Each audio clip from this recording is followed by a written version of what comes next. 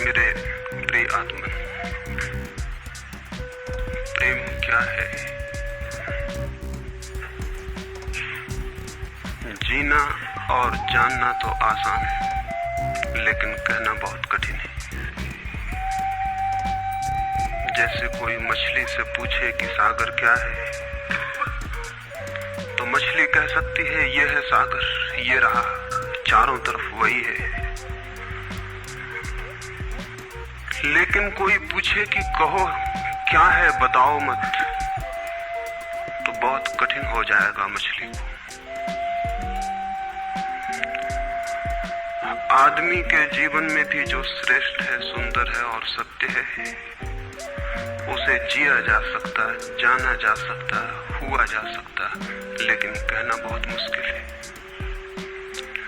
और दुर्घटना और दुर्भाग्य यह है कि जिसमें जिया जाना चाहिए, जिसमें हुआ जाना चाहिए, उसके संबंध में मनुष्य जाति 5-6 हजार वर्ष से केवल बातें कर रही है। प्रेम की बात चल रही है, प्रेम के गीत गाए जा रहे हैं, प्रेम के भजन गाए जा रहे हैं, और प्रेम का मनुष्य के जीवन में कोई स्थान नहीं है। अगर आदमी के भीतर खोजने जाएं तो प्रेम से ज्यादा असत्य शब्द दूसरा नहीं मिलेगा। और जिन लोगों ने प्रेम को असत्य सिद्ध कर दिया है और जिन्होंने प्रेम की समस्त धाराओं को अवरुद्ध कर दिया है, और बड़ा दुर्भाग्य यह है कि लोग समझते हैं वे ही प्रेम के जन्मदाता भी हैं। धर्म प्रेम की बातें करता है, लेकिन आज तक जिस प्रकार का धर्म मनुष्य जाति के ऊपर दुर्भाग्य की भांति छाया हुआ है, उस धर्म ने ही मनुष्य के जीवन से प्रेम के सारे द्वार बंद कर दिए। और न इस संबंध में पूरब और पश्चिम में कोई फर्क है, न हिंदुस्तान में और न अमेरिका में कोई फर्क है।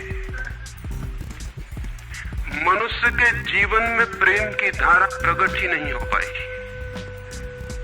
और नहीं हो पाई तो हम दोष देते हैं कि मनुष्य ही बुरा है, इसलिए नहीं प्रकट हो पाई। हम दोष देते हैं कि ये मन ही जहर है, इसलिए प्रकट नहीं हो पाई। मन जहर नहीं है, और जो लोग मन को जहर कहते रहे, उन्होंने ही प्रेम को जहरीला कर दिया, प्रेम को प्रकट नहीं होने दिया। मन जहर हो कैसे सकता है? इस जगत में कुछ भी जहर नहीं है। परमात्मा के सारे उपक्रम में कुछ भी विष नहीं है, सब अमृत है।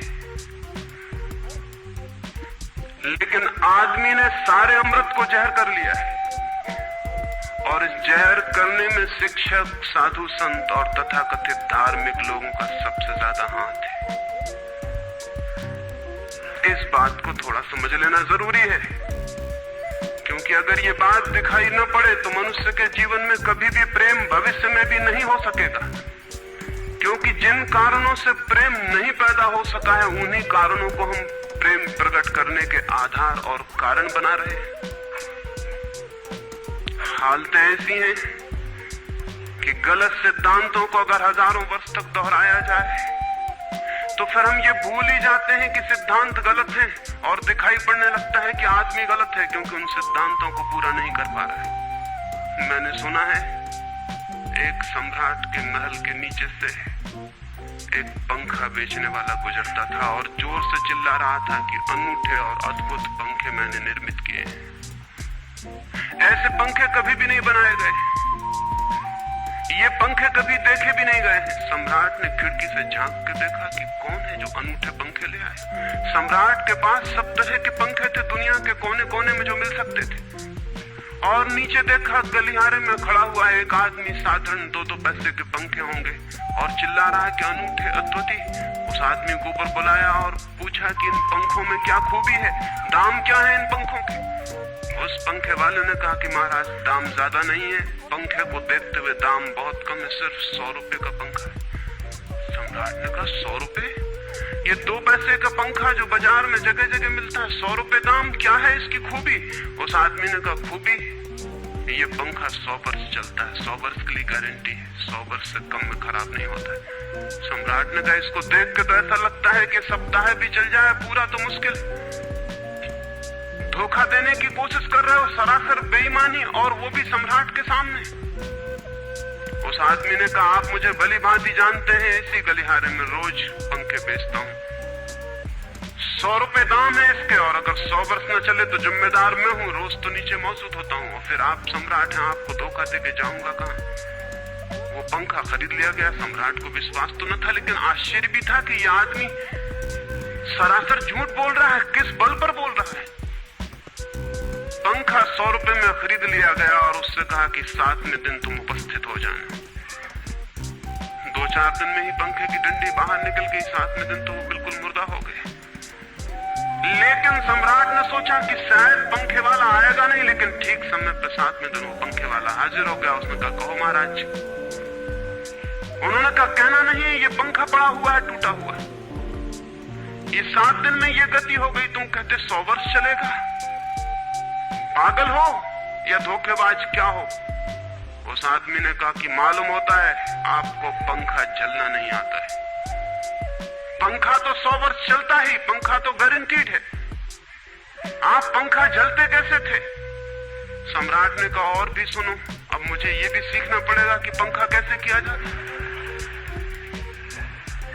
उस आदमी ने कहा कृपा करके बताइए कि इस पंखे की गति 7 दिन में ऐसी कैसे बना दी आपने, किस भांति पंखा किया। सम्राट ने पंखा उठा के करके दिखाया कि इस भांति मैंने पंखा किया। उस आदमी ने कहा समझ गया, भूल, इस तरह पंखा नहीं किया जाता। सम्राट ने कहा और क्या रास्ता है पंखा जलने का। उस आदमी ने कहा पंखा पकड़िए सामने और सिर को हिलाइए। पंखा 100 वर्ष चलेगा, आप समाप्त हो जाएंगे, लेकिन पंखा बचेगा। पंखा गलत नहीं है, आपके जलने का ढंग गलत है। यह आदमी पैदा हुआ है 5-6 हजार या 10,000 वर्ष की संस्कृति का, यह आदमी फल है, लेकिन संस्कृति गलत नहीं है, यह आदमी गलत है। आदमी मरता जा रहा है रोज, और संस्कृति की दुहाई चलती चली जाती है कि महान संस्कृति, महान धर्म, महान सब कुछ, और उसका ये फल है। आदमी उसी संस्कृति से गुजरा है और ये परिणाम है उसका। लेकिन नहीं, आदमी गलत है, और आदमी को बदलना चाहिए अपने को। और कोई कहने की हिम्मत नहीं उठाता कि कहीं ऐसा तो नहीं है कि 10,000 वर्षों में जो संस्कृति और धर्म आदमी को प्रेम से नहीं भर पाए, वो संस्कृति और धर्म गलत हो। और अगर 10,000 वर्षों में आदमी प्रेम से नहीं भर पाया, तो आगे कोई संभावना है इसी धर्म और इसी संस्कृति के आधार पर कि आदमी कभी प्रेम से भर जाए। 10,000 वर्षों में जो नहीं हो पाया, वो आगे भी 10,000 वर्षों में होने वाला नहीं है, क्योंकि आदमी यही है, कल भी यही होगा। आदमी हमेशा से यही है और हमेशा यही होगा। और संस्कृति और धर्म जिनके हम नारे दिए चले जाते हैं, संतों और महात्माओं की जिनकी दुहाइयां दिए चले जाते हैं, सोचने के लिए हम तैयार नहीं कि कहीं हमारा बुनियादी चिंतन की दिशा ही तो गलत नहीं है। मैं कहना चाहता हूं कि वो गलत है, और गलत सबूत है ये आदमी। और क्या सबूत होता है? एक बीज को हम बोएं और फल जहरीले और कड़वे हों, तो क्या सब सिद्ध होता है? सिद्ध होता है कि वो बीज जहरीला और कड़वा रहा होगा। हालांकि बीज में पता लगाना मुश्किल है कि उससे जो फल पैदा होंगे वो कड़वे पैदा होंगे। बीज में कुछ खोजबीन नहीं की जा सकती। बीज को तोड़ो फोड़ो, कोई पता नहीं चल सकता कि इससे जो फल पैदा होंगे वो कड़वे होंगे। बीज को वो 100 वर्ष लग जाएंगे, वृक्ष होगा, बड़ा होगा, आकाश में फैलेगा, तब फल आएंगे और तब पता चलेगा कि वे कड़वे हैं। 10,000 वर्ष में संस्कृति और धर्म के जो बीज बोए गए हैं, ये आदमी उसका फल है, और ये कड़वा है और घृणा से भरा हुआ है।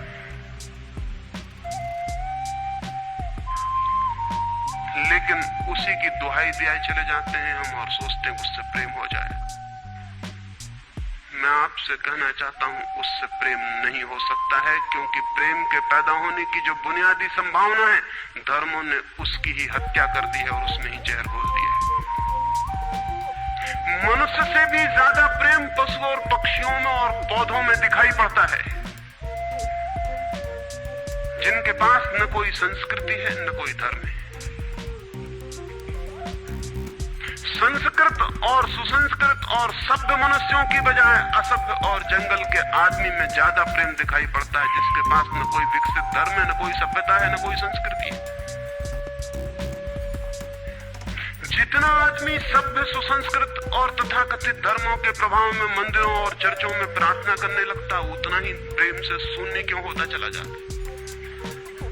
जरूर कुछ कारण है, और दो कारणों पर मैं विचार करना चाहता हूं। अगर वे ख्याल में आ जाएं, तो प्रेम के अवरुद्ध स्रोत टूट सकते हैं और प्रेम की गंगा बह सकती है। वो हर आदमी के भीतर है, उसे कहीं से लाना नहीं है। प्रेम कोई ऐसी बात नहीं है कि कहीं खोजने जाना है उसे, वो है, वो प्राणों की प्यास है हर एक के भीतर, वो प्राणों की सुगंध है प्रत्येक के भीतर, लेकिन चारों तरफ से परकोटा है उसके और वो प्रकट नहीं हो पाती। सब तरफ पत्थर की दीवार है और वो झरने नहीं फूट पाते। तो प्रेम की खोज और प्रेम की साधना कोई पॉजिटिव, कोई विधायक खोज और साधना नहीं है कि हम जाएं और कहीं प्रेम सीख लें। एक मूर्तिकार एक पत्थर को तोड़ रहा था, कोई देखने गया था कि मूर्ति कैसे बनाई जाती है। उसने देखा कि मूर्ति तो बिल्कुल नहीं बनाई जा रही, सिर्फ छेनी और हथौड़े से पत्थर तोड़ा जा रहा है। तो उस आदमी ने पूछा कि आप क्या कर रहे हैं, मूर्ति नहीं बनाएंगे? मैं तो मूर्ति का बनना देखने आया हूं, आप तो सिर्फ पत्थर तोड़ रहे हैं। उस मूर्तिकार ने कहा कि मूर्ति तो पत्थर के भीतर छिपी है, उसे बनाने की जरूरत नहीं है, सिर्फ उसके ऊपर जो व्यर्थ पत्थर जुड़ा है उसे अलग कर देने की जरूरत है और मूर्ति प्रकट हो जाएगी। मूर्ति बनाई नहीं जाती, मूर्ति सिर्फ आविष्कृत होती है, डिस्कवर होती है, अनावृत होती है, उगाड़ी जाती है। मनुष्य के भीतर प्रेम छिपा है, सिर्फ उगाड़ने की बात है, उसे पैदा करने का सवाल नहीं, अनावृत करने की बात है। कुछ है जो हमने ऊपर से ओढ़ा हुआ है, जो उसे प्रकट नहीं होने देता। एक चिकित्सक से जाके आप पूछें कि स्वास्थ्य क्या है, और दुनिया का कोई चिकित्सक नहीं बता सकता कि स्वास्थ्य क्या है। बड़े आश्चर्य की बात है, स्वास्थ्य पर ही तो सारा चिकित्सा शास्त्र खड़ा है, सारी मेडिकल साइंस खड़ी है, और कोई नहीं बता सकता कि स्वास्थ्य क्या है। लेकिन चिकित्सक से पूछें कि स्वास्थ्य क्या है, तो वो कहेगा बीमारियों के बाबत हम बता सकते हैं कि बीमारियां क्या हैं, उनके लक्षण हमें पता है, एक एक बीमारी का अलग अलग परिभाषा हमें पता है। स्वास्थ्य का हमें कोई भी पता नहीं है। इतना हम कह सकते हैं कि जब कोई बीमारी नहीं होती तो जो होता है वो स्वास्थ्य है। स्वास्थ्य तो मनुष्य के भीतर छिपा है, इसलिए मनुष्य की परिभाषा के बाहर है। बीमारी बाहर से आती है, इसलिए बाहर से परिभाषा की जा सकती है। स्वास्थ्य भीतर से आता है, उसकी कोई परिभाषा नहीं की जा सकती। इतना ही हम कह सकते हैं कि बीमारियों का अभाव स्वास्थ्य है। लेकिन ये स्वास्थ्य की कहां परिभाषा हुई? स्वास्थ्य के संबंध में तो हमने कुछ भी ना कहा कि बीमारियां नहीं है, तो बीमारियों के संबंध में कहा। सच ये है कि स्वास्थ्य पैदा नहीं करना होता, या तो छिप जाता है बीमारियों में, या बीमारियां हट जाती हैं तो प्रकट हो जाता है। स्वास्थ्य हम में है, स्वास्थ्य हमारा स्वभाव है, प्रेम हम में है, प्रेम हमारा स्वभाव है। इसलिए ये बात गलत है कि मनुष्य को समझाया जाए कि तुम प्रेम पैदा करो। सोचना यह है कि प्रेम पैदा क्यों नहीं हो पा रहा है, बाधा क्या है, अड़चन क्या है, कहां रुकावट डाल दी गई। अगर कोई भी रुकावट ना हो तो प्रेम प्रकट होगा ही, उसे सिखाने की और समझाने की कोई भी जरूरत नहीं है। अगर मनुष्य के ऊपर गलत संस्कृति और गलत संस्कार की धाराएं और बाधाएं न हो तो हर आदमी प्रेम को उपलब्ध होगा ही, ये अनिवार्यता है। प्रेम से कोई बच ही नहीं सकता, प्रेम स्वभाव है। गंगा बहती है हिमालय से, बहेगी गंगा, उसके प्राण है, उसके पास जल है, वो बहेगी और सागर को खोज ही लेगी। न किसी पुलिस वाले से पूछेगी, न किसी पुरोहित से पूछेगी कि सागर कहां है। देखा किसी गंगा को चौरस्ते पर खड़े होकर पूछते कि सागर कहाँ है? उसके प्राणों में है छिपी सागर की खोज और ऊर्जा है, तो पहाड़ तोड़ेगी, मैदान तोड़ेगी और पहुंच जाएगी सागर तक। सागर कितने ही दूर हो, कितना ही छिपा हो, खोज ही लेगी। और कोई रास्ता नहीं है, कोई गाइड बुक नहीं है कि जिससे पता लगा ले कि कहां से जाना है, लेकिन पहुंच जाती है। लेकिन बांध बांध दिए जाएं, चारों तरफ परकोटे उठा दिए जाएं, प्रकृति की बाधाओं को तोड़ के तो गंगा सागर तक पहुंच जाती है, लेकिन अगर आदमी की इंजीनियरिंग की बाधाएं खड़ी कर दी जाएं तो हो सकता है गंगा सागर तक न पहुंच पाए। ये भेद समझ लेना जरूरी है। प्रकृति की कोई भी बाधा असल में बाधा नहीं है, इसलिए गंगा सागर तक पहुंच जाती है, हिमालय को काट के पहुंच जाती है। लेकिन अगर आदमी इजाद करे, इंतजाम करे, तो गंगा को सागर तक नहीं भी पहुंचने दे सकता है।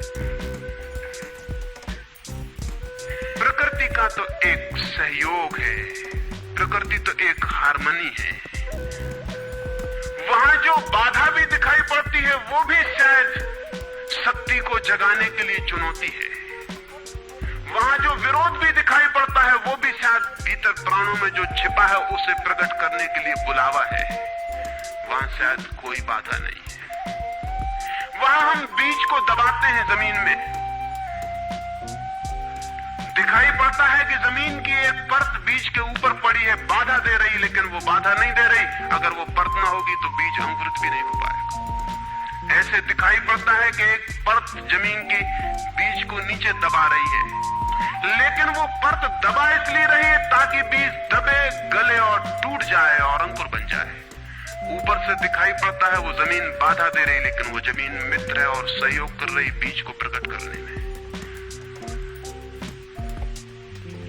प्रकृति तो एक हार्मनी है, एक संगीतपूर्ण लयबद्धता है, लेकिन आदमी ने जो जो निसर्ग के ऊपर इंजीनियरिंग की है, जो जो उसने अपने यांत्रिक धारणाओं को ठोंकने की और बिठाने की कोशिश की है, उससे गंगाएं रुक गई हैं, जगह जगह अवरुद्ध हो गई हैं।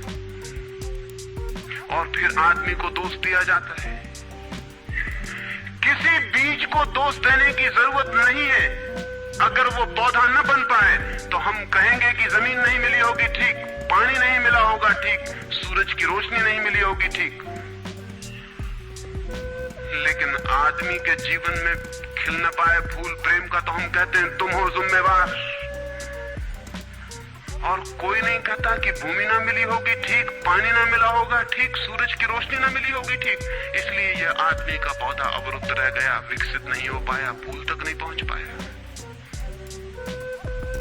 मैं आपसे कहना चाहता हूं कि बुनियादी बाधाएं आदमी ने खड़ी की हैं। प्रेम की गंगा तो बह सकती है और परमात्मा के सागर तक पहुंच सकती है। आदमी बना उसलिए है कि वो बहे और प्रेम बहे और परमात्मा तक पहुंच जाए, लेकिन हमने कौन सी बाधाएं खड़ी कर दी? पहली बात, आज तक मनुष्य की सारी संस्कृतियों ने सेक्स का, काम का, वासना का विरोध किया है। इस विरोध ने मनुष्य के भीतर प्रेम के जन्म की संभावना तोड़ दी, नष्ट कर दी। इस निषेध ने, क्योंकि सच्चाई यह है कि प्रेम की सारी यात्रा का प्राथमिक बिंदु काम है, सेक्स है। प्रेम की यात्रा का जन्म गंगोत्री, जहां से गंगा पैदा होगी प्रेम की, वो सेक्स है, वो काम है। और उसके सब दुश्मन है, सारी संस्कृतियां और सारे धर्म और सारे गुरु और सारे महात्मा। तो गंगोत्री पर ही चोट कर दी, वहीं रोक दिया। पाप है काम, अधम है काम, जहर है काम। और हमने सोचा भी नहीं कि काम की ऊर्जा ही, सेक्स एनर्जी ही अंततः प्रेम में परिवर्तित होती और रूपांतरित होती। प्रेम का जो विकास है वो काम की शक्ति का ही ट्रांसफॉर्मेशन है, वो उसी का रूपांतरण है। एक कोयला पड़ा हो, और आपको ख्याल भी नहीं आएगा कि कोयला ही रूपांतरित होकर हीरा बन जाता है। हीरे और कोयले में बुनियादी रूप से कोई भी फर्क नहीं है। हीरे में भी वही तत्व हैं जो कोयले में, और कोयला हजारों वर्ष की प्रक्रिया से गुजर के हीरा बन जाता है। लेकिन कोयले की कोई कीमत नहीं है। उसे कोई घर में रखता भी है तो ऐसी जगह जहां दिखाई न पड़े, और हीरे को लोग छातियों पर लटका के घूमते हैं कि वो दिखाई पड़े। और हीरा और कोयला एक ही है, लेकिन कोई दिखाई नहीं पड़ता कि इन दोनों के बीच अंतर संबंध है, एक यात्रा है। कोयले की शक्ति ही हीरा बनती है, और अगर आप कोयले के दुश्मन हो गए, जो कि हो जाना बिल्कुल आसान है क्योंकि कोयले में कुछ भी नहीं दिखाई पड़ता, तो हीरे के पैदा होने की संभावना भी समाप्त हो गई, क्योंकि कोयला ही हीरा बन सकता था। सेक्स की शक्ति ही, काम की शक्ति ही प्रेम बनती है, लेकिन उसके विरोध में सारे दुश्मन हैं उसके, अच्छे आदमी उसके दुश्मन, और उसके विरोध ने प्रेम के अंकुर भी नहीं फूटने दिए, और जमीन से प्रथम से पहली सीढ़ी से नष्ट कर दिया भवन को। फिर वो हीरा नहीं बन पाता कोयला, क्योंकि उसके बनने के लिए जो स्वीकृति चाहिए, जो उसका विकास चाहिए, जो उसको रूपांतरित करने की प्रक्रिया चाहिए, उसका सवाल ही नहीं उठता। जिसके हम दुश्मन हो गए, जिसके हम शत्रु हो गए, जिससे हमारी द्वंद्व की स्थिति बन गई और जिससे हम निरंतर लड़ने लगे, अपनी ही शक्ति से आदमी को लड़ा दिया गया है, सेक्स की शक्ति से आदमी को लड़ा दिया गया है। और शिक्षाएं दी जाती हैं कि द्वंद्व छोड़ना चाहिए, कॉन्फ्लिक्ट छोड़नी चाहिए, लड़ना नहीं चाहिए, और सारी शिक्षाएं बुनियाद में सिखा रही हैं कि लड़ो, मन जहर है तो मन से लड़ो, जहर से तो लड़ना पड़ेगा। सेक्स पाप है तो उससे लड़ो, और ऊपर से कहा जा रहा है कि द्वंद्व छोड़ो। जिन शिक्षाओं के आधार पर मनुष्य द्वंद्व से भर रहा है, वही शिक्षाएं दूसरी तरफ कह रही कि द्वंद्व छोड़ो। एक तरफ आदमी को पागल बनाओ और दूसरी तरफ पागल खाने खोलो कि उनका इलाज करना है। एक तरफ कीटाणु फैलाओ बीमारियों के, और फिर अस्पताल खोलो कि बीमारियों का इलाज यहां किया जाता है। एक बात समझ लेनी जरूरी है संबंध में, मनुष्य कभी भी काम से मुक्त नहीं हो सकेगा। काम उसके जीवन का प्राथमिक बिंदु है, उसी से जन्म होता है। परमात्मा ने काम की शक्ति को ही, सेक्स को ही सृष्टि का मूल बिंदु स्वीकार किया है, और परमात्मा जिसे पाप नहीं समझ रहा, महात्मा उसे पाप बता रहे हैं। अगर परमात्मा उसे पाप समझता है तो परमात्मा से बड़ा पापी इस पृथ्वी पर, इस जगत में, इस विश्व में कोई भी नहीं है। फूल खिला हुआ दिखाई पड़ रहा है, कभी सोचा है कि फूल का खिल जाना भी सेक्सुअल एक्ट है? फूल का खिल जाना भी काम की एक घटना है, वासना की एक घटना है। फूल में है क्या उसके खिल जाने में? उसके खिल जाने में कुछ भी नहीं है। वे बिंदु हैं, पराग के, वीरी के कण हैं, जिन्हें तितलियां उड़ा के दूसरे फूलों पे ले जाएंगी और नया जन्म देंगी। एक मोर नाच रहा है और कवि गीत गा रहे हैं, और संत भी देख के प्रसन्न होंगे, लेकिन उन्हें ख्याल नहीं कि नृत्य एक सेक्सुअल एक्ट है। मोर पुकार रहा है अपनी प्रेयसी को या अपने प्रेमी को, वो नृत्य किसी को रिझाने के लिए। पपीहा गीत गा रहा है, कोयल बोल रही है। एक आदमी जवान हो गया है, एक युवती सुंदर होकर विकसित हो गई है। वो सब की सब सेक्सुअल एनर्जी की अभिव्यक्तियां हैं, वो सब का सब काम का ही रूपांतरण, वो सब का सब काम की ही अभिव्यक्ति, काम की ही अभिव्यंजना है। सारा जीवन, सारी अभिव्यक्ति, सारी फ्लावरिंग काम की है, और उस काम के खिलाफ संस्कृति और धर्म आदमी के मन में जहर डाल रहे हैं, उससे लड़ाने की कोशिश कर रहे हैं। मौलिक शक्ति से मनुष्य को उलझा दिया है लड़ने के लिए, इसलिए मनुष्य दीनहीन, प्रेम से रिक्त और थोथा और नाकुछ हो गया है। काम से लड़ना नहीं है, काम के साथ मैत्री स्थापित करनी है, और काम की धारा को और ऊंचाइयों तक ले जाना है।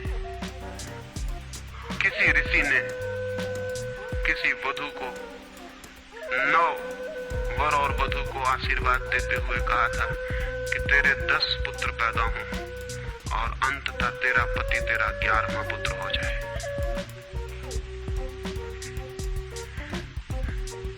वासना रूपांतरित हो तो पत्नी मां बन सकती है,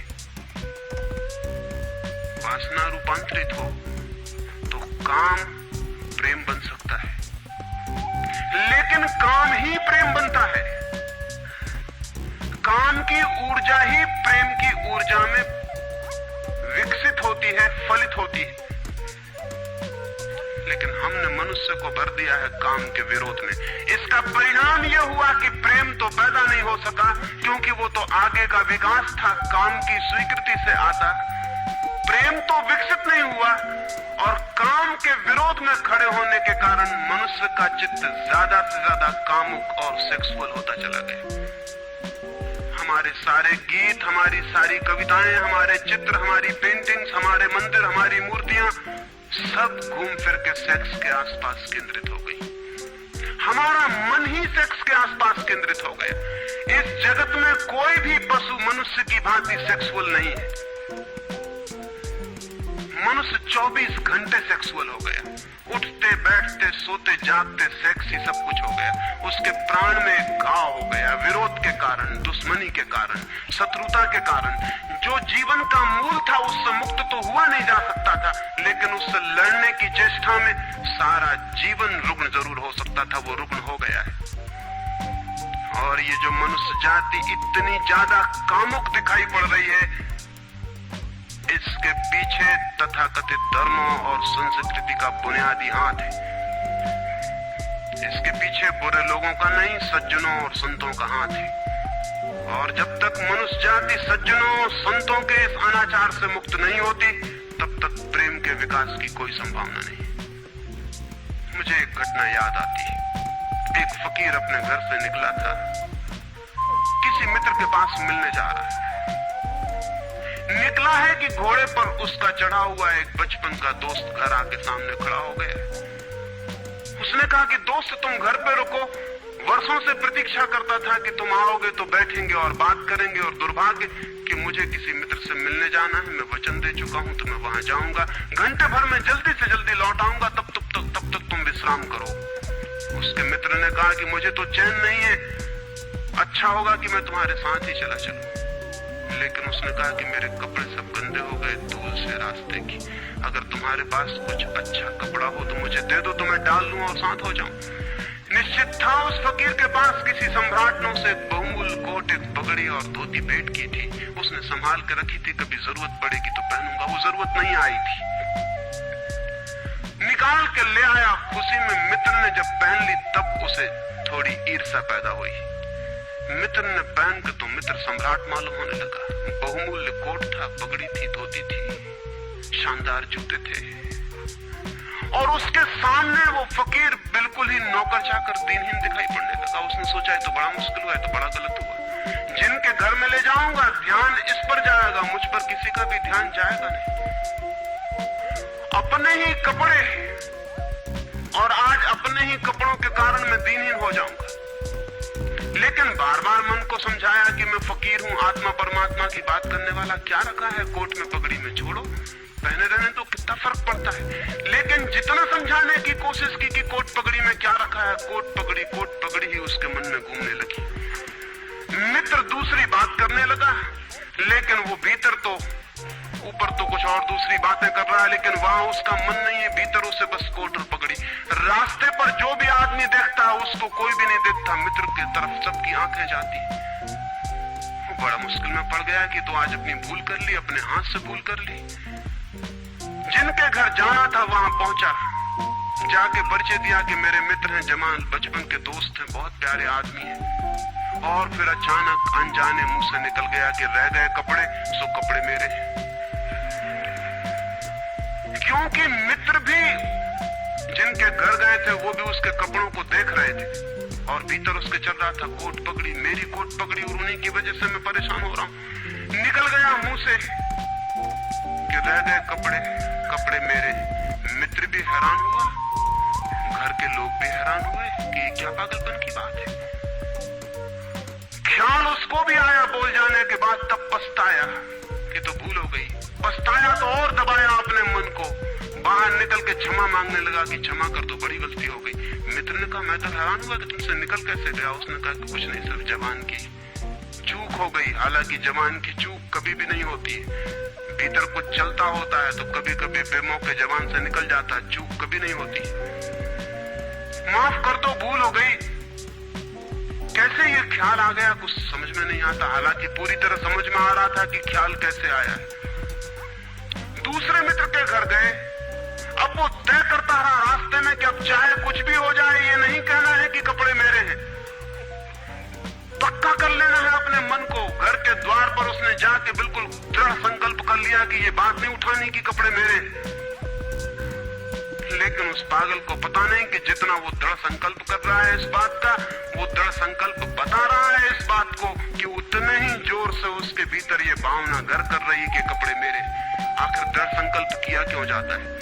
एक आदमी कहता है कि मैं ब्रह्मचर्य का दृढ़ व्रत लेता हूँ, उसका मतलब है उसके भीतर कामुकता दृढ़ता से धक्के मार रही, नहीं तो और कारण क्या है? एक आदमी कहता है कि मैं कसम खाता हूँ कि आज से कम खाना खाऊंगा, उसका मतलब ये है कि कसम खानी पड़ रही, ज्यादा खाने का मन है उसका। और तब अनिवार्य रूप में द्वंद्व पैदा होता है। जिससे हम लड़ना चाहते हैं वही हमारी कमजोरी है, और तब द्वंद्व पैदा हो जाना स्वाभाविक है। वो लड़ता हुआ दरवाजे के भीतर गया, संभल संभल के बोला कि मेरे मित्र हैं, लेकिन जब वो बोल रहा है तब उसको कोई नहीं देख रहा, उसके मित्र को उस घर के लोग देख रहे हैं। तब फिर उसे ख्याल आया कि मेरा कोट, मेरी पगड़ी।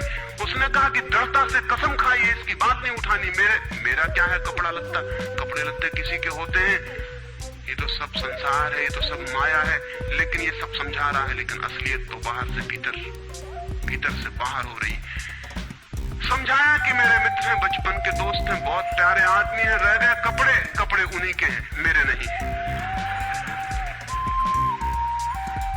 पर घर के लोगों को ख्याल आया कि कपड़े उन्हीं के हैं, मेरे नहीं है। आज तक ऐसा परिचय कभी देखा नहीं गया था।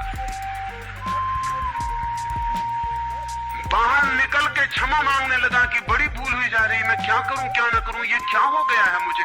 आज तक मेरी जिंदगी में कपड़ों ने इस तरह से मुझे नहीं पकड़ा था, किसी को नहीं पकड़ा। लेकिन अगर तरकीब उपयोग में करें तो कपड़े पकड़ ले सकते हैं। मित्र ने कहा मैं जाता नहीं तुम्हारे साथ, पर वो हाथ जोड़ने लगा कि नहीं ऐसा मत करो, जीवन भर के लिए दुख रह जाएगा कि मैंने क्या दुर्व्यवहार किया। अब मैं कसम खा के कहता हूं कि कपड़ों की बात ही नहीं उठानी। मैं बिल्कुल भगवान की कसम खाता हूं कि कपड़ों की बात नहीं उठानी। और कसम खाने वालों से हमेशा सावधान रहना जरूरी है, क्योंकि जो भी कसम खाता है उसके भीतर उस कसम से भी मजबूत कोई बैठा है जिसके खिलाफ वो कसम खा रहा है। और वो जो भीतर बैठा है वो ज्यादा भीतर है, कसम ऊपर है और बाहर है। कसम चेतन मन से खाई गई है, और जो भीतर बैठा है वो अचेतन की परतों तक समाया हुआ है। अगर मन के 10 हिस्से कर दें तो कसम एक हिस्से ने खाई है, 9 हिस्से उल्टा भीतर खड़ा हुआ है। ब्रह्मचर्य की कसम एक हिस्सा खा रहा है मन का, और 9 हिस्सा परमात्मा की दुहाई दे रहा है। वो जो परमात्मा ने बनाया है वो उसके लिए कहा चला जा रहा है, कहे चला जा रहा है। गए तीसरे मित्र के घर। अब उसने बिल्कुल ही अपनी सांसों तक पे संयम कर रखा है। संयमी आदमी बड़े खतरनाक होते हैं, क्योंकि उनके भीतर ज्वालामुखी उबल रहा है और ऊपर से वो संयम साधे हुए हैं। और इस बात को स्मरण रखना कि जिस चीज को साधना पड़ता है, साधने में इतना श्रम लग जाता है कि साधना पूरे वक्त हो नहीं सकती, फिर शिथिल होना पड़ेगा, विश्राम करना पड़ेगा।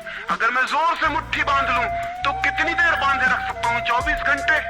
जितने जोर से बांधूंगा उतने ही जल्दी थक जाऊंगा और मुट्ठी खुल जाएगी। जिस चीज में भी श्रम करना पड़ता है, जितना ज्यादा श्रम करना पड़ता है उतने जल्दी थकान आ जाती, शक्ति खत्म हो जाती और उल्टा होना शुरू हो जाता है। मुट्ठी बांधी जितने जोर से उतने ही जल्दी मुट्ठी खुल जाएगी। मुट्ठी खुली रखी जा सकती है 24 घंटे, लेकिन बांध के नहीं रखी जा सकती है। जिस काम में श्रम पड़ता है उस काम को आप जीवन नहीं बना सकते, कभी सहज नहीं हो सकता वो काम। श्रम पड़ेगा, फिर विश्राम का वक्त आएगा ही। इसलिए जितना सदा हुआ संत होता है उतना ही खतरनाक आदमी होता है, क्योंकि उसका विश्राम का वक्त आएगा। 24 घंटे में घंटे भर को उसे शिथिल होना पड़ेगा। उसी बीच दुनिया भर के पाप उसके भीतर खड़े हो जाएंगे, नरक सामने आ जाएगा। तो उसने बिल्कुल ही अपने को सांस सांस रोक लिया और कहा कि अब कसम खाता हूं कि इन कपड़ों की बात ही नहीं उठानी। लेकिन आप सोच लें उसकी हालत। अगर आप थोड़े बहुत भी धार्मिक आदमी होंगे तो आपको अपने अनुभव से भी पता चल सकता है कि उसकी क्या हालत हुई होगी। अगर आपने कसम खाई हो, व्रत लिए हो, संकल्प साधे हो, तो आपको भली भांति पता होगा कि भीतर क्या हालत हो जाती है। भीतर गया, उसके माथे से पसीना चू रहा है, इतना श्रम पड़ रहा है। मित्र डरा हुआ है उसके पसीने को देखकर कि वो उसकी सब नसें खिंची हुई हैं। वो बोल रहा है एक एक शब्द कि मेरे मित्र हैं, बड़े पुराने दोस्त हैं, बहुत अच्छे आदमी हैं। और एक क्षण को वो रुका, जैसे भीतर से कोई जोर का धक्का आया हो और सब बह गया, बाढ़ आ गई और सब बह गया। और उसने कह के रह गए कपड़े की बात, तो मैंने कसम खा ली है कि कपड़े की बात ही नहीं करनी।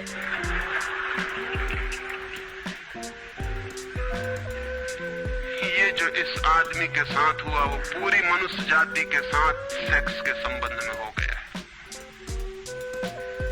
सेक्स को ऑब्सेशन बना दिया, सेक्स को रोग बना दिया, घाव बना दिया और सब विषाक्त कर दिया, सब विषाक्त कर दिया। छोटे छोटे बच्चों को समझाया जा रहा कि सेक्स पाप है, लड़कियों को समझाया जा रहा, लड़कों को समझाया जा रहा कि सेक्स पाप है। फिर ये लड़की जवान होगी, ये लड़का जवान होगा, इनकी शादियां होंगी और सेक्स की दुनिया शुरू होगी और इन दोनों के भीतर ये भाव है कि ये पाप है। और फिर कहा जाएगा स्त्री को कि पति को परमात्मा मान। जो पाप में ले जा रहा उसको परमात्मा कैसे माना जा सकता है? ये कैसे संभव है कि जो पाप में घसीट रहा है वो परमात्मा हो? और उस लड़के को कहा जाएगा, उस युवक को कहा जाएगा कि तेरी पत्नी है, तेरी साथनी है, तेरी संगी है। लेकिन जो नरक में ले जा रही, शास्त्रों में लिखा कि स्त्री नरक का द्वार है। ये नरक का द्वार, संगी और साथनी, ये मेरा आधा अंग, ये नरक की तरफ जाता हुआ आधा अंग मेरा, ये इसके साथ कौन सा सामंजस्य बन सकता है? सारे दुनिया का दाम्पत्य जीवन नष्ट किया है इस शिक्षा ने। और जब दंपति का जीवन नष्ट हो जाए तो प्रेम की कोई संभावना नहीं रही। क्योंकि जब पति और पत्नी प्रेम न कर सके एक दूसरे को, जो कि अत्यंत सहज और नैसर्गिक प्रेम है, तो फिर कौन और किसको प्रेम कर सकेगा? इस प्रेम को बढ़ाया जा सकता है कि पत्नी और पति का प्रेम इतना विकसित हो, इतना उदात्त हो, इतना ऊंचा बने कि धीरे धीरे बांध तोड़ दे और दूसरों तक फैल जाए। ये हो सकता है, लेकिन इसको समाप्त ही कर दिया जाए, तोड़ ही दिया जाए, विषाक्त कर दिया जाए तो फैलेगा क्या, बढ़ेगा क्या? रामानुज एक गांव में ठहरे थे और एक आदमी ने आके कहा कि मुझे परमात्मा को पाना है। तो उन्होंने कहा कि तूने कभी किसी को प्रेम किया है? उस आदमी ने कहा इस झंझट में मैं कभी पड़ा ही नहीं, प्रेम वगैरह की झंझट मैंने की, मुझे तो परमात्मा को खोजना है। रामानुज ने कहा तूने कभी झंझट ही नहीं की प्रेम की? उसने कहा मैं बिल्कुल सच कहता हूं आपसे। और बेचारा ठीक ही कह रहा था, क्योंकि धर्म की दुनिया में प्रेम एक डिस्क्वालिफिकेशन, एक अयोग्यता है। तो उसने सोचा कि अगर मैं कहूं किसी को प्रेम किया तो वो कहेंगे कि प्रेम प्रेम छोड़, ये राजमार्ग छोड़, अभी इधर पहले इन सबको छोड़ के आ, तब इधर आना। तो उस बेचारे ने किया भी हो तो वो कहता गया कि मैंने नहीं किया, नहीं किया। ऐसा कौन आदमी होगा जिसने थोड़ा बहुत प्रेम नहीं किया हो? रामानुज ने तीसरी बार पूछा कि तू कुछ तो बता, थोड़ा बहुत भी, कभी भी किसी को? उसने कहा माफ करिए, आप क्यों बात बात वही बात पूछे चले जा रहे हैं? मैंने प्रेम की तरफ आंख उठा के नहीं देखा, मुझे तो परमात्मा को खोजना है। तो रामानुज ने कहा मुझे क्षमा कर, तू कहीं और खोज, क्योंकि मेरा अनुभव यह है कि अगर तूने किसी को प्रेम किया हो तो उस प्रेम को फिर इतना बड़ा जरूर किया जा सकता है कि वो परमात्मा तक पहुंच जाए। लेकिन अगर तूने प्रेम ही नहीं किया तो तेरे पास कुछ है ही नहीं जिसको बड़ा किया जा सके, बीज ही नहीं है तेरे पास जो वृक्ष बन सके। तो तू जा कहीं और पूछ। और जब पति और पत्नी में प्रेम न हो, जिस पत्नी ने अपने पति को प्रेम न किया हो और जिस पति ने अपनी पत्नी को प्रेम न किया हो, वे बेटों को, बच्चों को प्रेम कर सकते हैं तो आप गलती में हैं। पत्नी उसी मात्रा में बेटे को प्रेम करेगी जिस मात्रा में उसने अपने पति को प्रेम किया है, क्योंकि ये बेटा पति का ही फल है, उसका ही प्रतिफलन है, उसका ही रिफ्लेक्शन है। ये इस बेटे के प्रति जो प्रेम होने वाला है वो उतना ही होगा जितना उसने पति को चाहा और प्रेम किया हो। ये पति की ही मूर्ति है जो फिर नई होकर वापस लौट आई है। अगर पति के प्रति प्रेम नहीं है तो बेटे के प्रति प्रेम सच्चा कभी भी नहीं हो सकता। और अगर बेटे को प्रेम नहीं किया गया, पालना पोसना और बड़ा कर देना प्रेम नहीं है, तो बेटा मां को कैसे प्रेम कर सकता है, बाप को कैसे प्रेम कर सकता है? वो जो यूनिट है जीवन का, परिवार, वो विषाक्त हो गया है सेक्स को दूषित कहने से, कंडेम करने से, निंदित करने से, और परिवार ही फैलकर पूरा जगत है, पूरा विश्व है। और फिर हम कहते हैं कि प्रेम बिल्कुल दिखाई नहीं पड़ता। प्रेम कैसे दिखाई पड़ेगा? हालांकि हर आदमी कहता है कि मैं प्रेम करता हूं, मां कहती है, पत्नी कहती है, बाप कहता है, भाई कहता है, बहन कहती है, मित्र कहते हैं कि हम प्रेम करते हैं। सारी दुनिया में हर आदमी कहता है कि हम प्रेम करते हैं, और दुनिया में इकट्ठा देखो तो प्रेम कहीं दिखाई ही नहीं पड़ता। इतने लोग अगर प्रेम करते हैं तो दुनिया में तो प्रेम की वर्षा हो जानी चाहिए थी, प्रेम के फूल ही फूल खिल जाने चाहिए थे, प्रेम के दिए ही दिए जल जाते, घर घर प्रेम का दिया होता तो दुनिया में इकट्ठी इतनी रोशनी होती प्रेम की। लेकिन वहां तो घृणा की रोशनी दिखाई पड़ती है, क्रोध की रोशनी दिखाई पड़ती है, युद्धों की रोशनी दिखाई पड़ती, प्रेम का तो कोई पता नहीं चलता। झूठी है ये बात, और ये झूठ जब तक हम मानते चले जाएंगे तब तक सत्य की दिशा में खोज भी नहीं हो सकती।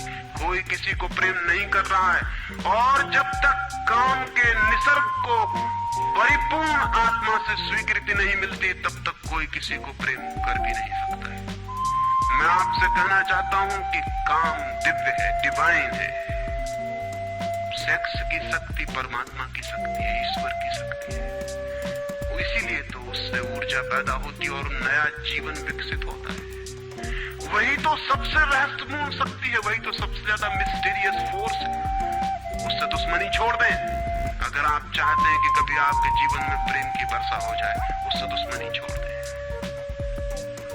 उसे आनंद से स्वीकार करें, उसकी पवित्रता को स्वीकार करें, उसकी धन्यता को स्वीकार करें, और खोजें उसमें और गहरे, तो आप हैरान हो जाएंगे। जितनी पवित्रता से काम की स्वीकृति होगी उतना ही काम पवित्र होता चला जाता है, और जितनी अपवित्रता और पाप की दृष्टि से काम से विरोध होगा, काम उतना ही पापपूर्ण और कुरूप होता चला जाता है। जब कोई अपनी पत्नी के पास ऐसे जाए जैसे कोई मंदिर के पास जाता है, जब कोई पत्नी अपने पति के पास ऐसे जाए जैसे सच में कोई परमात्मा के पास जाता है, क्योंकि जब दो प्रेमी काम से निकट आते हैं, जब वे संभोग से गुजरते हैं, तब सच में ही वे परमात्मा के मंदिर के निकट से गुजर रहे हैं। वहीं परमात्मा काम कर रहा है उनकी उस निकटता में, वहीं परमात्मा की सृजन शक्ति काम कर रही है। और मेरी अपनी दृष्टि यह है कि मनुष्य को समाधि का, ध्यान का जो पहला अनुभव मिला हो कभी भी मनुष्य के इतिहास में, तो वो संभोग के क्षण में मिला है और कभी नहीं। संभोग के क्षण में ही पहली बार ये स्मरण आया है आदमी को कि इतने आनंद की वर्षा हो सकती है। और जिन्होंने सोचा, जिन्होंने मेडिटेट किया, जिन लोगों ने काम के संबंध पर और मैथुन पर चिंतन किया और ध्यान किया, उन्हें यह दिखाई पड़ा कि काम के क्षण में, मैथुन के क्षण में, संभोग के क्षण में मन विचारों से शून्य हो जाता है। एक क्षण को मन के सारे विचार रुक जाते हैं, और वो विचारों का रुक जाना और वो मन का ठहर जाना ही आनंद की वर्षा का कारण होता है। तब उन्हें सीक्रेट मिल गया, राज मिल गया कि अगर मन को विचारों से मुक्त किया जा सके किसी और विधि से भी, तो भी इतना ही आनंद मिल सकता है। और तब समाधि और योग की सारी व्यवस्थाएं विकसित हुई, जिनमें ध्यान और सामायिक और मेडिटेशन और प्रेयर, इनकी सारी व्यवस्थाएं विकसित हुई। इन सब के मूल में संभोग का अनुभव है। और फिर मनुष्य को अनुभव हुआ कि बिना संभोग में जाए भी चित्त शून्य हो सकता है, और जो रस की अनुभूति संभोग में हुई थी वो बिना संभोग के भी बरस सकती है। फिर संभोग क्षणिक हो सकता है, क्योंकि शक्ति और ऊर्जा का वो निकास और बहाव है, लेकिन ध्यान सतत हो सकता है।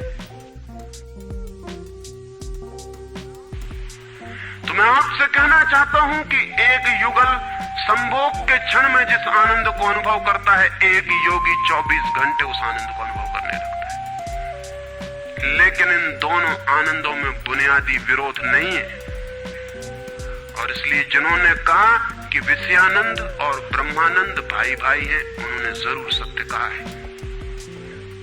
वे सहोदर हैं, एक ही उदर से पैदा हुए हैं, एक ही अनुभव से विकसित हुए, उन्होंने निश्चित ही सत्य कहा है। तो पहला सूत्र आपसे कहना चाहता हूं, अगर चाहते हैं कि पता चले कि प्रेम तत्व क्या है, तो पहला सूत्र है काम की पवित्रता, दिव्यता, उसकी ईश्वरीय अनुभूति की स्वीकृति, उसको परम हृदय से, पूर्ण हृदय से अंगीकार।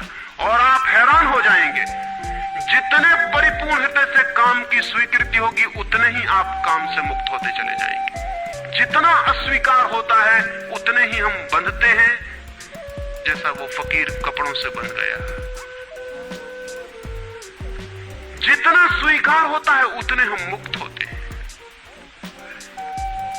अगर परिपूर्ण स्वीकार है, टोटल एक्सेप्टेबिलिटी है जीवन का जो निसर्ग है उसकी, तो आप पाएंगे कि वो परिपूर्ण स्वीकृति को मैं आस्तिकता कहता हूं। वही आस्तिकता व्यक्ति को मुक्त करती है।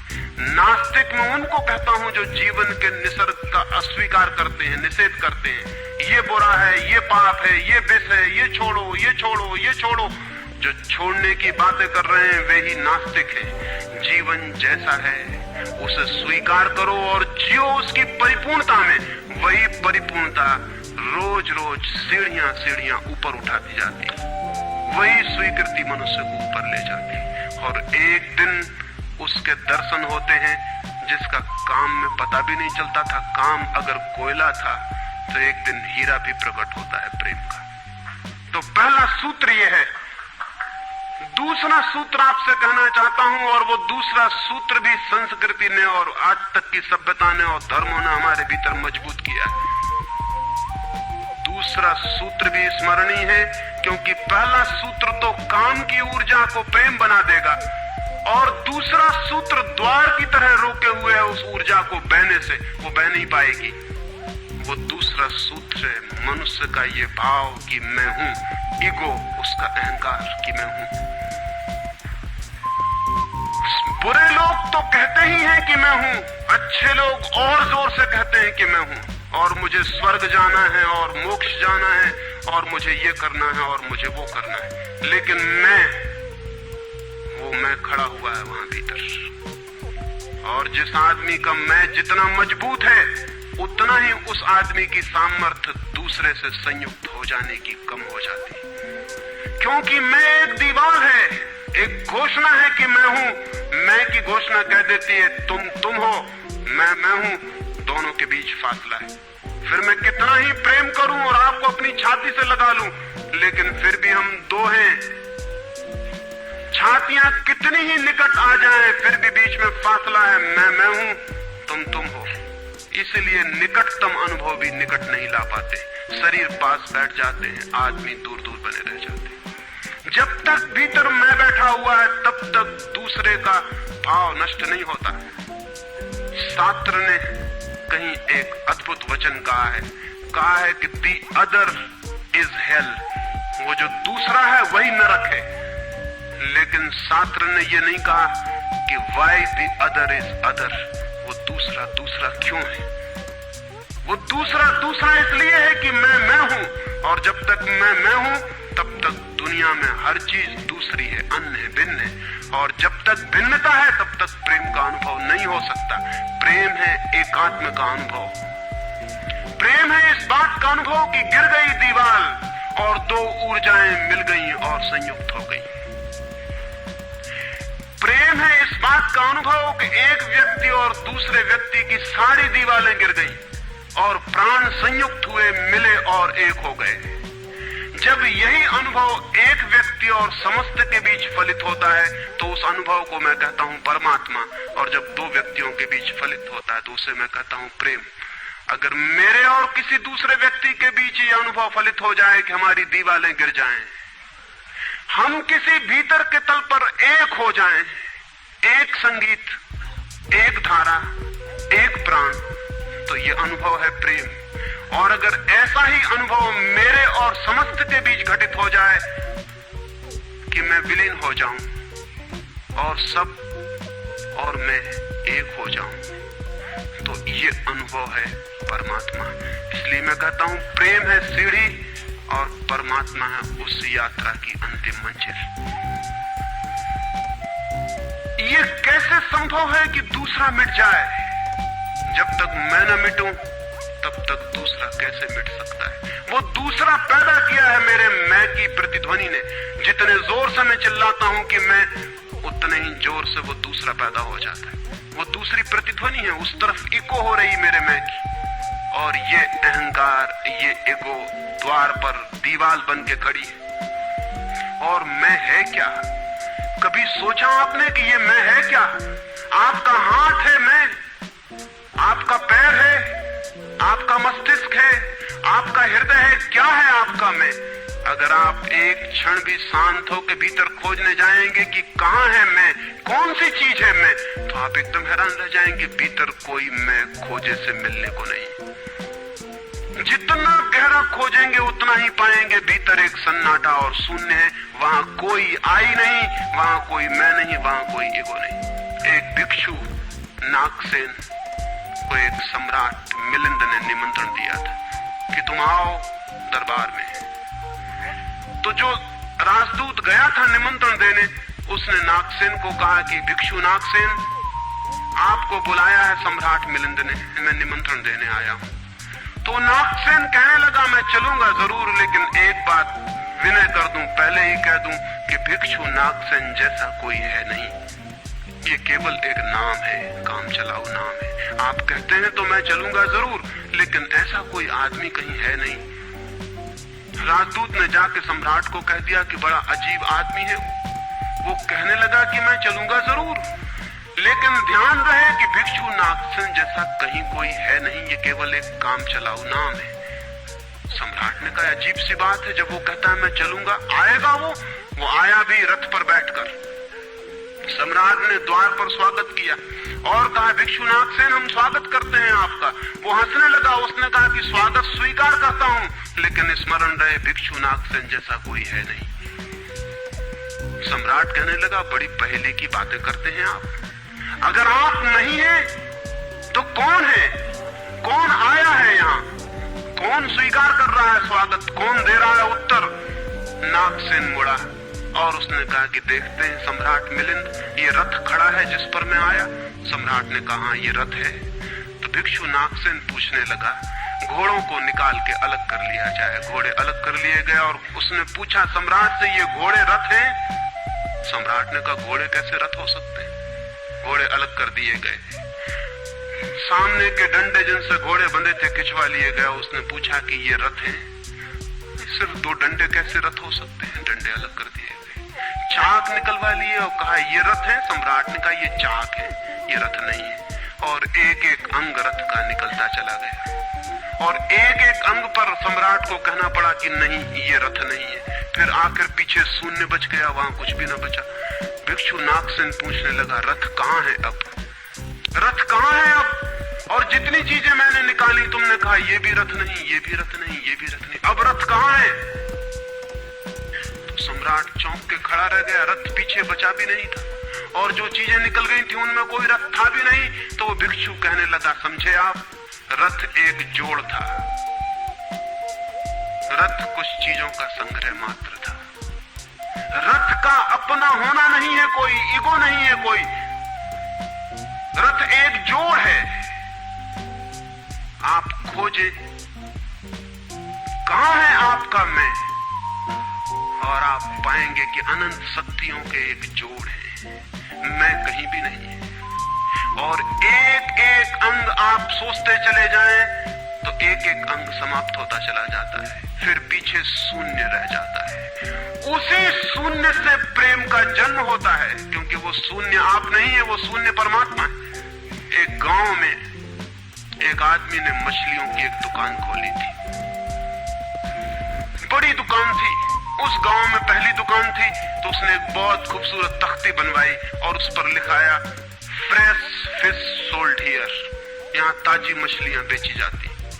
पहले दिन दुकान खुली और एक आदमी आया और कहने लगा फ्रेश फिश सोल्ड हियर, ताजी मछलियां, कहीं बासी मछलियां भी बेची जाती हैं? ताजी लिखने की क्या जरूरत? दुकानदार ने सोचा कि बात तो ठीक है, इससे और व्यर्थ बासे का भी ख्याल पैदा होता है। उसने फ्रेश अलग कर दिया, ताजा अलग कर दिया। तख्ती रह गई फिश सोल्ड हियर, मछलियां बेची जाती हैं, मछलियां यहां बेची जाती। दूसरे दिन एक बूढ़ी औरत आई और उसने कहा कि मछलियां यहां बेची जाती हैं, सोल्ड हियर, कहीं और कहीं भी बेचते हो? उस आदमी ने कहा ये हियर बिल्कुल फिजूल है। उसने तख्ती पर एक शब्द और अलग कर दिया, रह गया फिश सोल्ड। तीसरे दिन एक आदमी आया, वो कहने लगा फिश सोल्ड, मछलियां बेची जाती हैं, मुफ्त भी देते हो क्या? आदमी ने कहा ये सोल्ड भी बेकार। उस सोल्ड को भी अलग कर दिया। अब रह गई वहां तख्ती फिश। एक बुढ़ा आया और कहने लगा फिश, अंधे को भी मील भर दूर से बांस मिल जाती है, ये तख्ती काहे के लिए लटकाई हुई है यहां?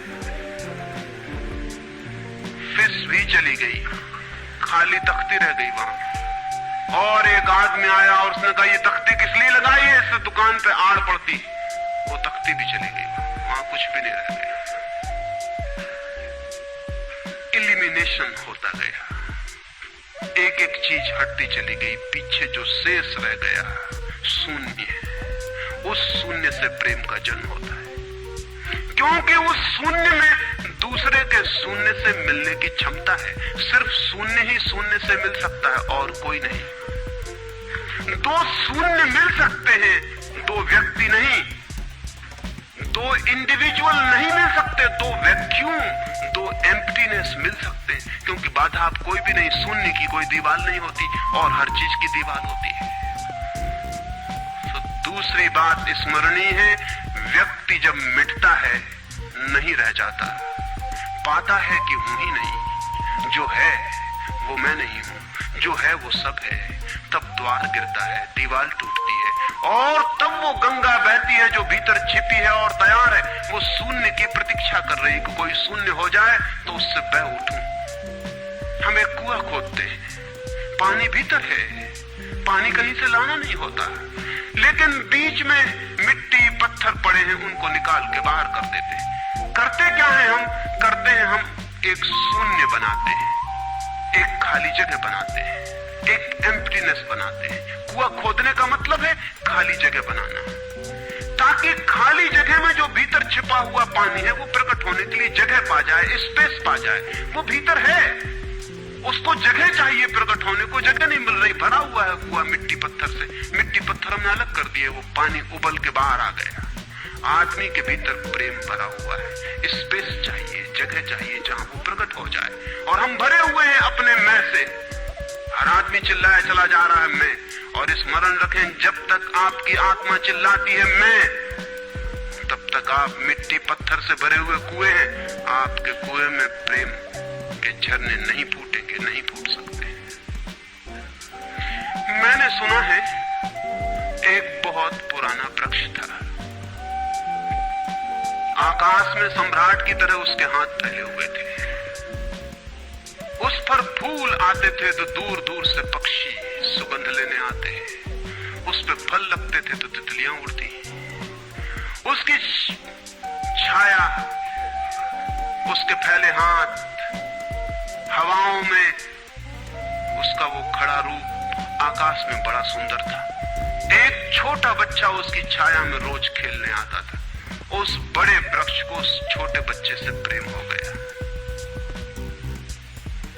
बड़ों को छोटों से प्रेम हो सकता है, अगर बड़ों को पता ना हो कि हम बड़े हैं। वृक्ष को कोई पता नहीं था कि मैं बड़ा हूं, ये पता सिर्फ आदमी को होता है, इसलिए उसका प्रेम हो गया। अहंकार हमेशा अपने से बड़ों को प्रेम करने की कोशिश करता है। अहंकार हमेशा अपने से बड़ों से संबंध जोड़ता है। प्रेम के लिए कोई बड़ा छोटा नहीं, जो आ जाए उसी से संबंध जुड़ जाता है। वो एक छोटा सा बच्चा खेलता आता था उस वृक्ष के पास, उस वृक्ष का उससे प्रेम हो गया। लेकिन वृक्ष की शाखाएं ऊपर थी, बच्चा छोटा था, तो वृक्ष अपनी शाखाएं उसके लिए नीचे झुका था ताकि वो फल तोड़ सके, फूल तोड़ सके। प्रेम हमेशा झुकने को राजी है, अहंकार कभी भी झुकने को राजी नहीं। अहंकार के पास जाएंगे तो अहंकार के हाथ और ऊपर उठ जाएंगे ताकि आप उन्हें छू ना सके, क्योंकि जिसे छू लिया जाए वो छोटा आदमी है, जिसे न छुआ जा सके, दूर सिंहासन पर दिल्ली में हो, वो आदमी बड़ा आदमी है। वो वृक्ष के शाखाएं नीचे झुकाती जब वो बच्चा खेलता हुआ आता, और जब बच्चा उसके फूल तोड़ लेता तो वृक्ष बहुत खुश होता, उसके प्राण आनंद से भर जाते। प्रेम जब भी कुछ दे पाता है तब खुश हो जाता है, अहंकार जब भी कुछ ले पाता है तभी खुश होता है।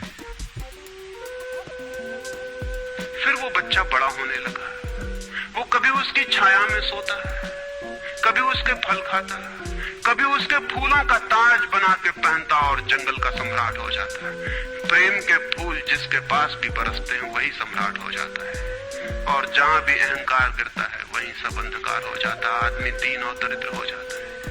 वो लड़का फूलों का ताज पहनता और नाचता, और वृक्ष बहुत खुश होता, उसके प्राण आनंद से भर जाते, हवाएं सनसनाती और वो गीत गाता है।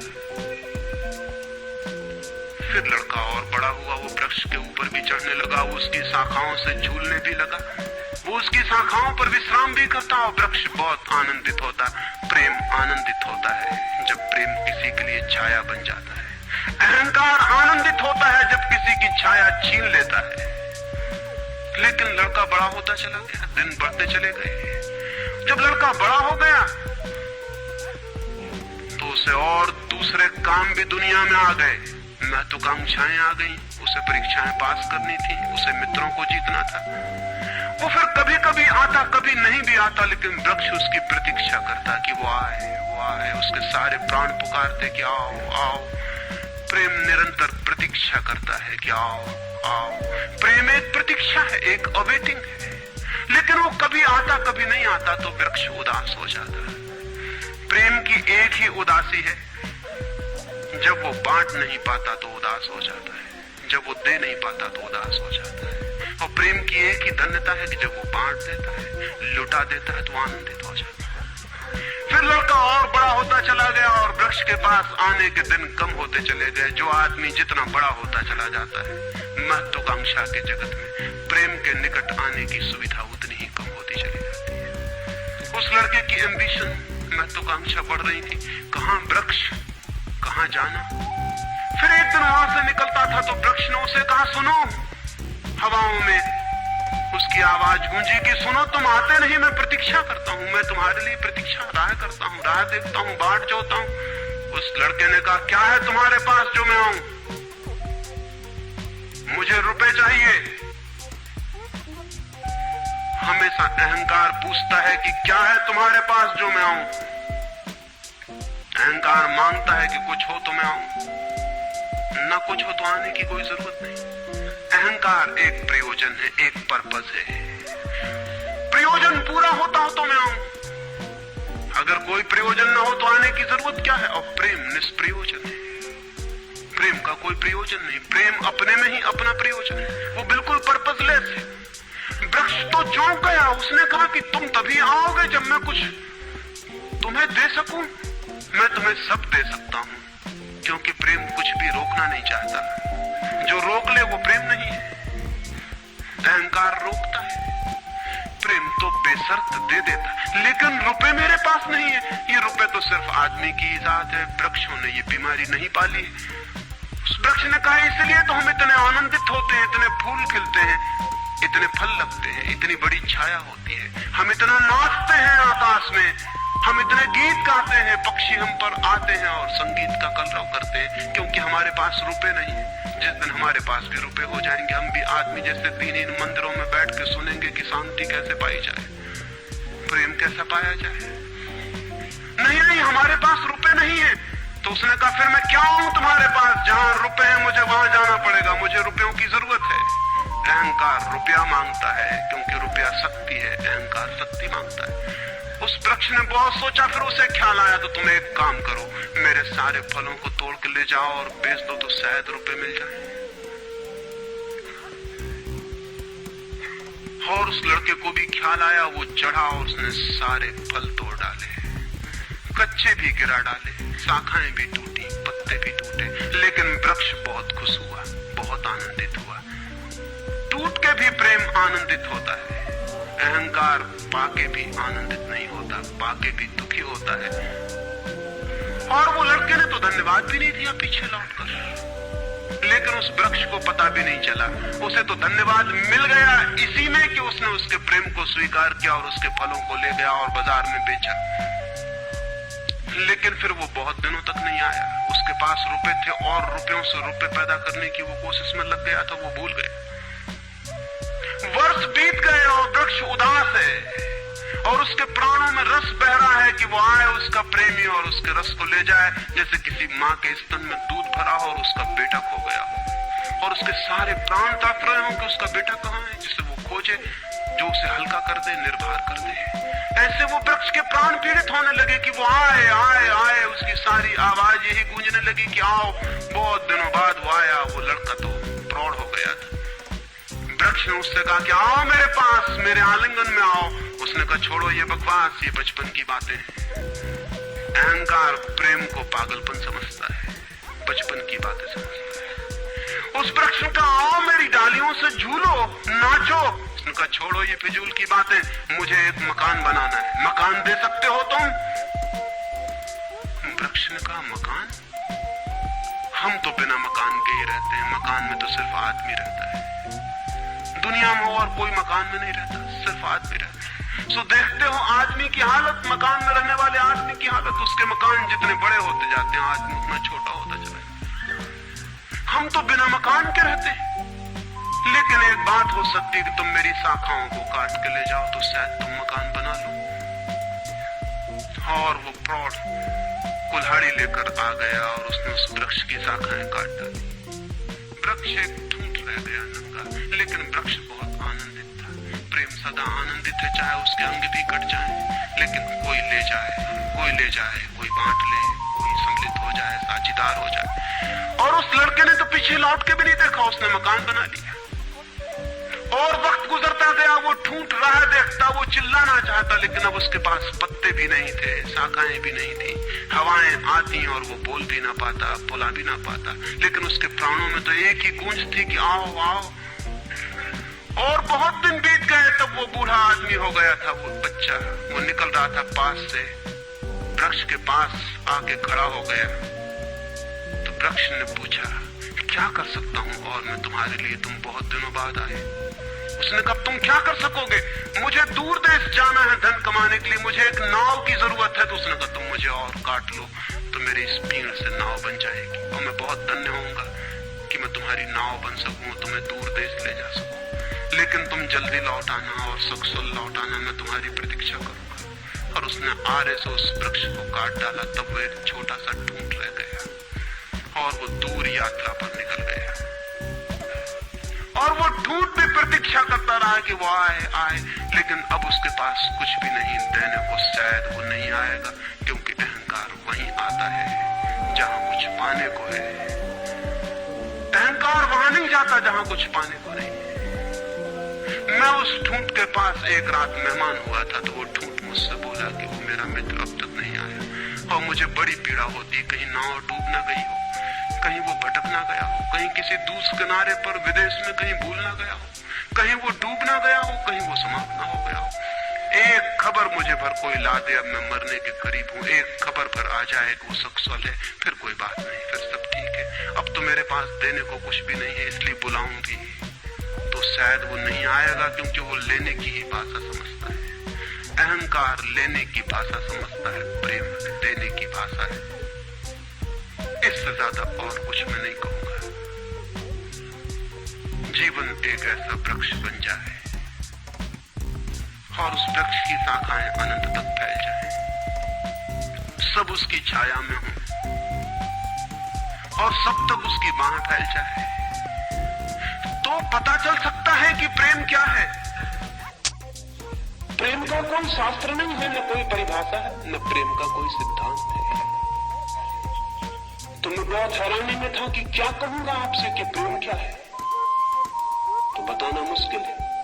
आके बैठ सकता हूं, अगर मेरी आंखों में दिखाई पड़ जाए तो दिखाई पड़ सकता है, अगर मेरे हाथों में दिखाई पड़ जाए तो दिखाई पड़ सकता है। मैं कह सकता हूं ये है प्रेम, लेकिन प्रेम क्या है?